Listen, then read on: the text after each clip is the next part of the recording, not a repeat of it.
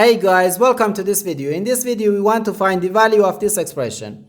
1 minus 1 times 1 minus 1. Are you ready to solve? Let's go ahead and get started. 1 minus 1 gives us 0. And again, here inside this parentheses, we have 1 minus 1. So 0 times 0 equals 0.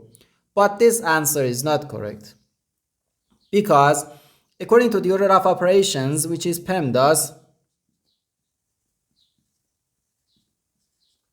P stands for parentheses, E stands for exponents, M and D stands for multiplication and division, and A and S stands for addition and subtraction. First we have to do parentheses, then exponents, then multiplication or division, and finally addition or subtraction.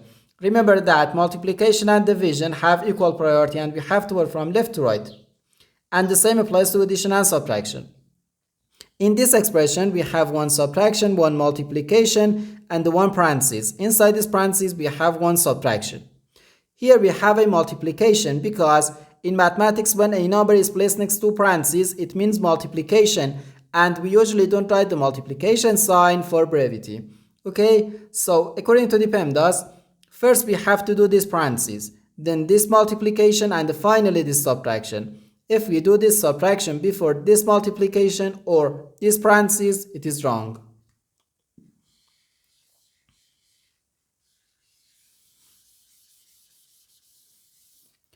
So first we have to do this parentheses. Inside this parentheses, we have 1 minus 1, which equals 0.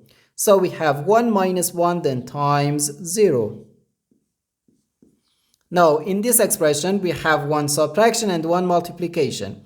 According to the PEMDAS, multiplication has higher priority than subtraction because multiplication comes before subtraction. So here, first we have to do this multiplication. 1 times 0 is just 0. So we have 1 minus 0, which equals 1. And this is our final answer to this problem. The correct answer is 1.